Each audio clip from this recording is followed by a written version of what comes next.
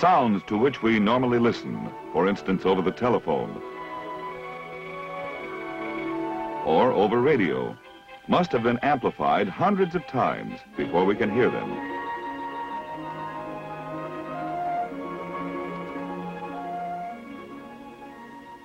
For example, the output of a microphone must be amplified before it can produce an audible sound through a loudspeaker. A device used to accomplish this is a vacuum tube amplifier, which increases low energy to a higher level in an identical wave form, or as nearly identical as possible.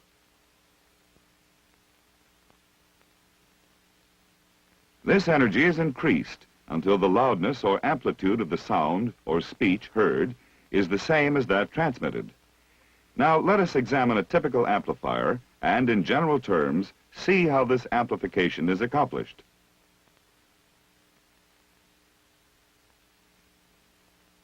If you speak into a microphone, the mechanical energy of sound waves is converted into electrical energy by the vibration of the diaphragm of the microphone under pressure of the sound waves.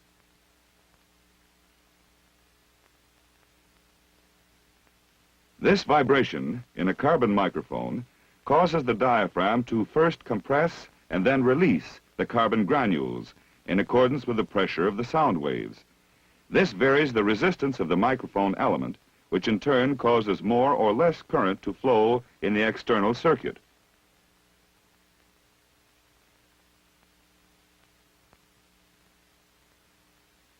The changing current in passing through the primary of a transformer sets up a changing magnetic field, which induces a voltage into the secondary. This electrical energy must be amplified before it can be reconverted into sound.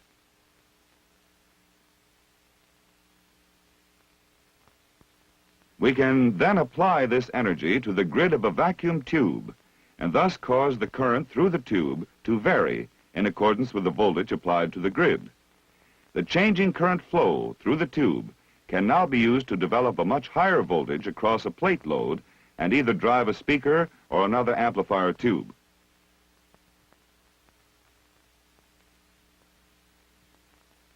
Each of these steps causes a loss of a portion of the energy. We restore the lost energy by use of batteries and a vacuum tube amplifier. Now, in more specific terms, let's study the construction and operation of a typical voltage amplifier. The heart of this amplifier is the vacuum tube. Power for the output circuit is supplied by a B supply, in this case a battery. The positive side of the B battery is connected through a resistor to the plate of the tube. The negative side of the B battery is connected to the cathode. Bias voltage is supplied by a C battery with the positive side connected to the cathode and the negative side connected through a resistor to the grid. The output is taken across the plate resistor and the power supply. The input is applied across the grid resistor. When a small signal is applied to the grid, it varies the difference in potential between the grid and cathode. This causes the current flowing through the tube to vary in accordance with the difference in potential between the grid and cathode. This varying current flow through the tube causes the voltage across the plate load to decrease and increase. This voltage change across the output is an amplified reproduction of the input. It should be noted that the output voltage and the input voltage are 180 degrees out of phase with each other. Now suppose we place some values here. The B battery has a potential of 200 volts and the load resistor is 10,000 ohms.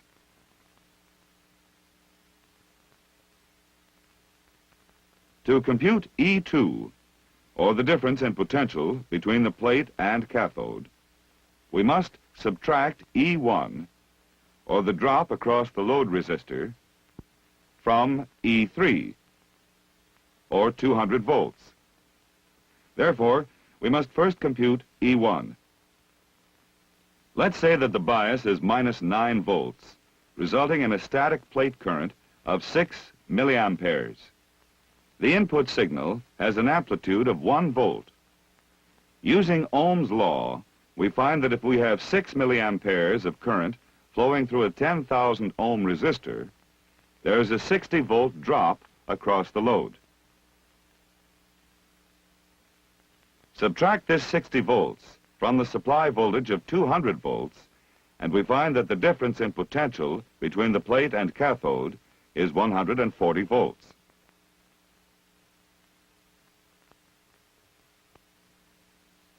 When the positive portion of the signal reaches a peak of 1 volt, there is a difference of potential between grid and cathode of minus 8 volts. This is found by subtracting plus 1 volt from minus 9 volts.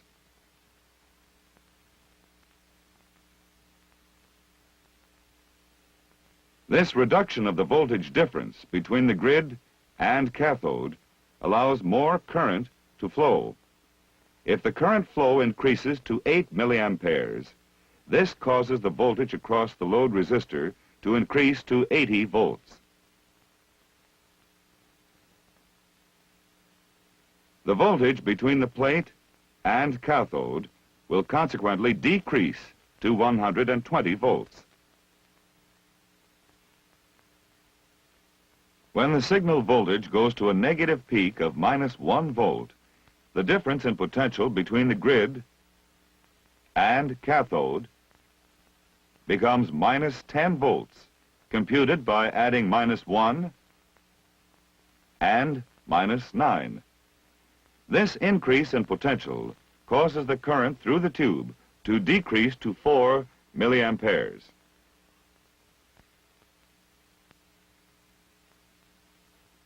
The voltage across the load resistor now decreases to 40 volts. And the plate to cathode voltage increases to 160 volts.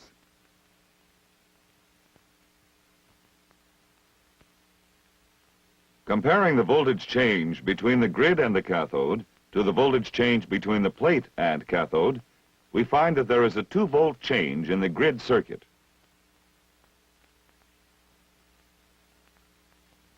And a 40-volt change in the plate circuit. We have thus amplified the signal voltage 20 times.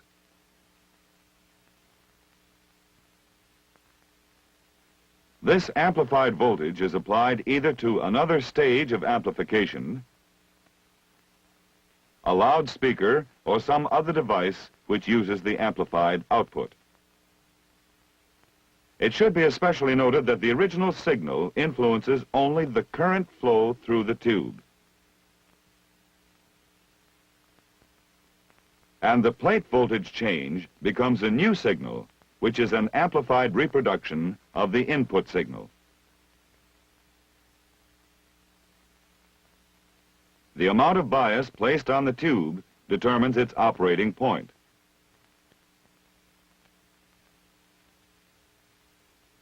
Practically every type of tube manufactured requires different plate voltages as well as bias voltages for particular modes of operation. A good tube manual will give the proper voltages for the condition under which the tube operates best.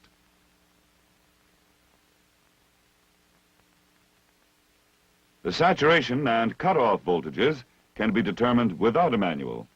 A meter in the plate circuit will show how much current will flow when a fixed B+ voltage is applied. If we increase the plate voltage until a further increase makes no further change in plate current, the tube is then saturated.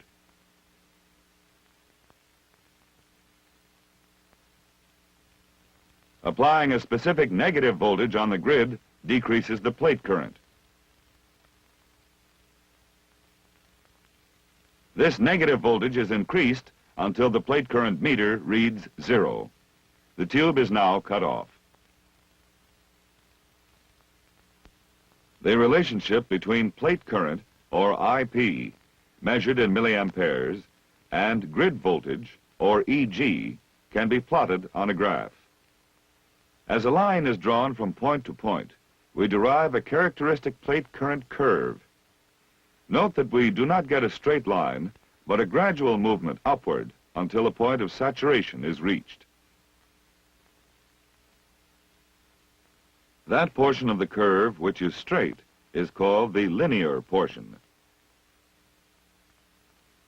If we apply the amount of bias which allows current to flow only within the linear portion, we are operating the tube as a linear amplifier, or as it is called, a Class A amplifier.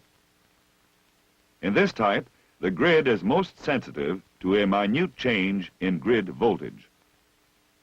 When operating a tube as a Class A amplifier, make sure that the signal voltage, shown here as the lower waveform, does not drive the tube beyond the limits of the linear portion of the curve. This will avoid distortion. If we bias the tube at or near cutoff, it is a Class B amplifier. Note that plate current represented by the upper waveform flows for only slightly more than 180 degrees of the input cycle. If we bias the tube between Class A and Class B, we have a Class AB amplifier. Again, note the relationship between plate current flow and the input cycle. If we bias the tube below cutoff, we have a Class C amplifier. This class of amplifier is almost exclusively limited to radio frequency applications. In a Class A amplifier, the plate current flows during the entire input cycle. This makes the Class A amplifier the least efficient, yet the most sensitive. As another example, in a Class C amplifier, plate current flows only during a portion of the positive half of the input signal and is cut off at all other times. The Class C amplifier is the least sensitive, but the most efficient.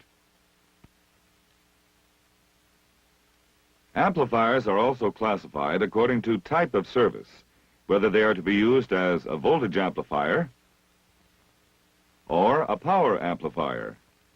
Most circuits contain several voltage amplifiers and one power amplifier. However, there are exceptions, especially in radio transmitters. A voltage amplifier is designed primarily to deliver a large varying output voltage to its load circuit. In order to accomplish this, there must be a relatively high value of load impedance.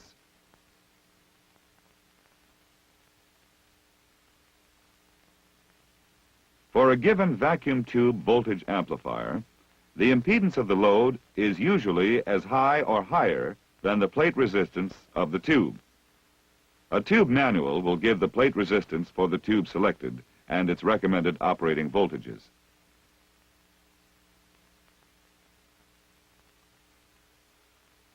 For voltage amplification, the most common choice of tubes is the pentode.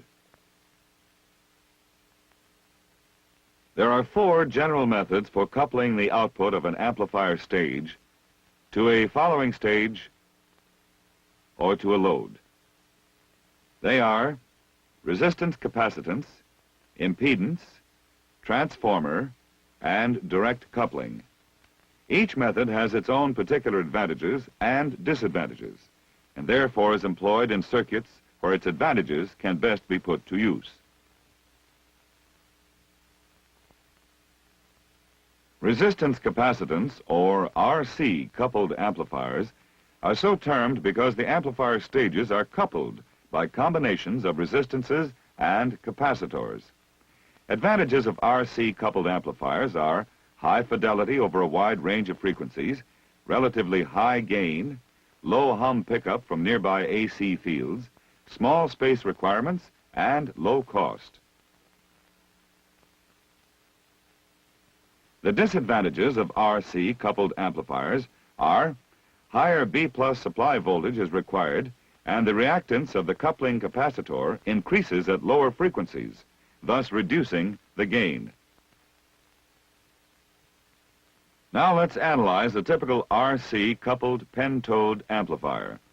In this schematic drawing, C1 is an input coupling capacitor from a previous stage. R1 is the grid return resistor which connects the grid to ground, or B-. It also develops the signal voltage for the tube. R2 is the cathode bias resistor, used to develop a voltage drop that can be used as bias for the tube. C2 is the cathode bypass capacitor, used here to filter out variations in the cathode current, thereby maintaining a constant drop across the cathode resistor.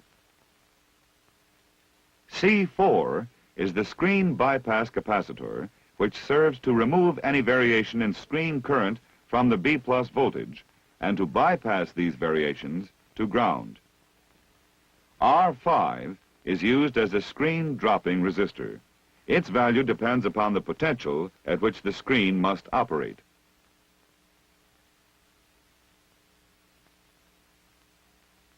R3 is the plate load resistor for the tube. Its value depends on the function of this amplifier and the type of tube used. The larger the value of the load, the lower the voltage on the plate. C3 is the output coupling capacitor for the tube and the input to the following stage. R4 is the second stage grid resistor and performs the same function as resistor R1. The RC coupled amplifier, because of its better frequency response, is used in almost all types of amplifier circuits where broad bands of frequencies are utilized, whether they be audio, RF, or even some UHF. Now let's change the plate load resistor to an inductor, and we have an impedance coupled, or LC, amplifier. LC amplifiers have one particular advantage. Removal of the plate load resistor reduces the voltage required from the power supply. However, LC amplifiers have a disadvantage. Due to the inductive reactance of the inductor at low frequencies, the gain is small. As the frequency is increased, the gain increases until the distributed capacitance of the circuit nullifies any further gain, and frequency response drops off.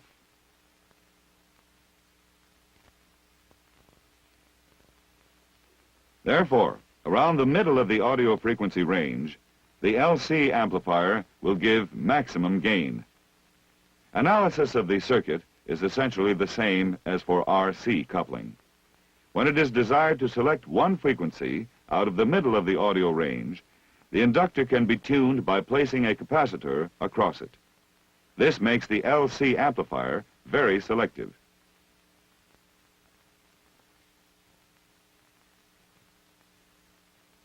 An amplifier circuit using transformers as coupling elements is called a transformer-coupled amplifier. This type may be used either as a voltage or power amplifier.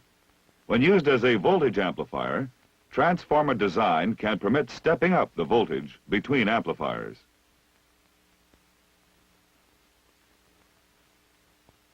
One advantage of transformer coupling is that at lower frequencies, the step-up characteristics increase the voltage to a point where fewer amplifier stages are needed. When a transformer is used to couple between stages of amplification, it is called an interstage transformer.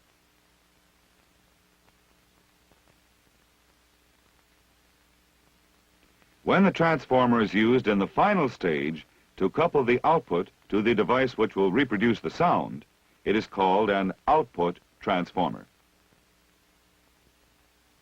Usually an output transformer has a step-down ratio because by reducing the output voltages, the current is increased to the larger values required by the load. It also serves to match the generally high impedance of the power amplifier to the commonly low impedance of the output device.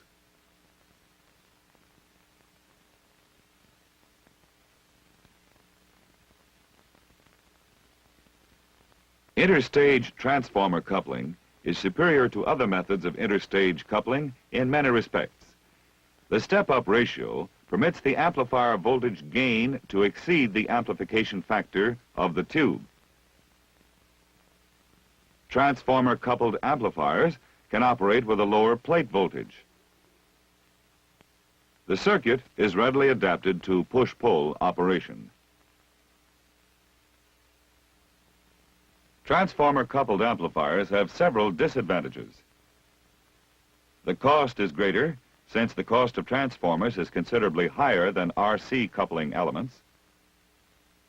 Frequency response extends over a relatively narrow band and is less uniform than in other methods of coupling. Stray AC fields induce undesirable stray voltages into the transformer.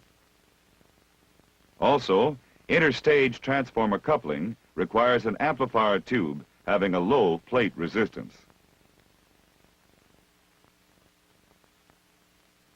To analyze the circuit, we can see that T1 and T2 are interstage transformers. T3 is an output transformer. When the microphone is energized, the very small voltage is stepped up through the interstage transformer and applied to the control grid of the first amplifier tube, V1. V1 is a standard pentode tube with the plate voltage being applied from the B+ supply through transformer T2. The bias for the tube is developed by the cathode resistor R1 and held constant by the bypass capacitor C1. The input signal influences the current flow through the tube, and this current, passing through the primary of the interstage transformer T2, induces a stepped-up voltage into the secondary. The same action is repeated for V2.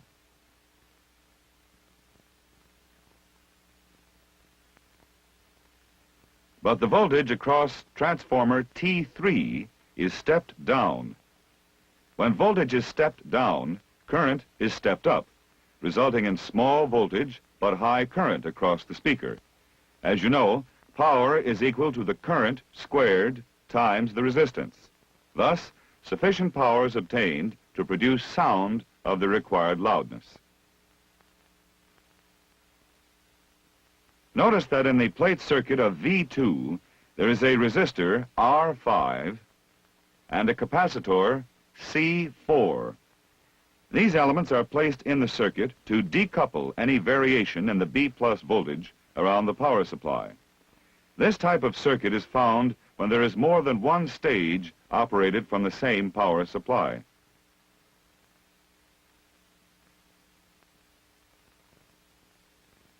In many RF circuits, tuned transformer coupling is used between stages. This method of coupling has several advantages. For one, it makes the circuit very selective. Still another advantage of tuned transformer coupling is that the bandwidth may be broadened by adding resistance to lower the Q of the tuned circuit. In addition, the cost of the transformers is substantially reduced. This is because there is no need for the iron core and the number of turns required is less. Now let's analyze a typical tuned transformer coupled circuit. Pentode tube V1 is operated as a Class A amplifier. This is determined by the cathode resistance and the fact that there is a very low DC resistance in the grid-to-cathode path. That is the secondary of T1. There are two reasons for operating the stage in this manner. One is that the grid will be more sensitive to any voltage change.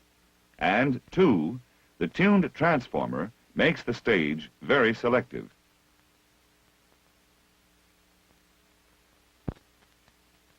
The screen voltage is applied through resistor R2. which drops enough voltage to supply the correct amount to the screen. Bypass capacitor C6 bypasses any variations in the screen current. The plate voltage is applied through the primary of T2. Ganged tuning capacitors C1, C2, C3, and C4 make resonance circuits of T1 and T2. All these circuits may be resonant at the same frequency or at different frequencies. A pentode tube is used in this circuit to give maximum gain to the signal voltage, which arrives at the antenna in the microvolt range. The last method we will discuss is direct coupling.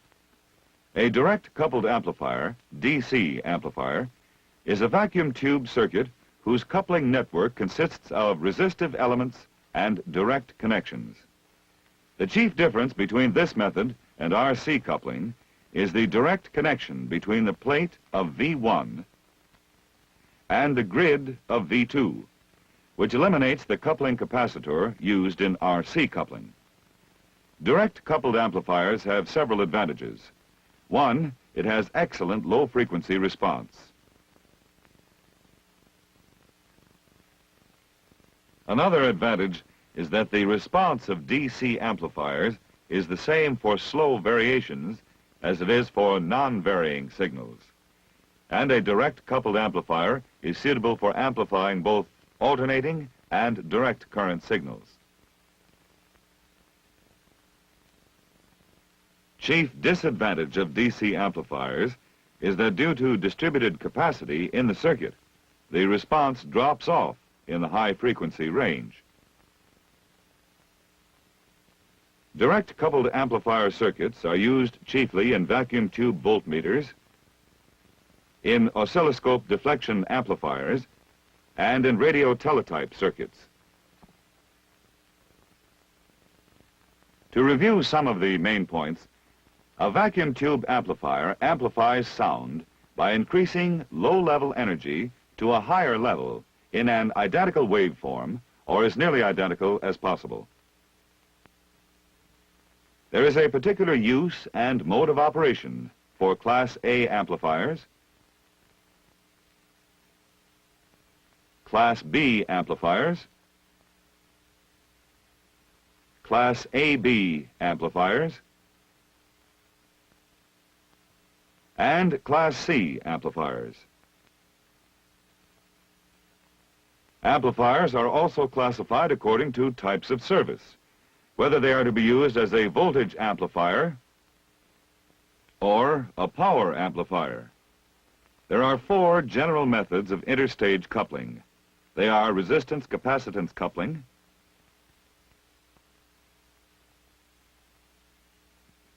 impedance coupling, transformer coupling,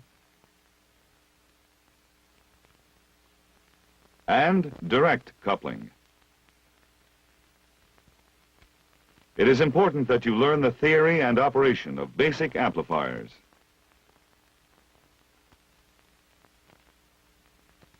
That you know their classes and types, advantages, disadvantages, and use.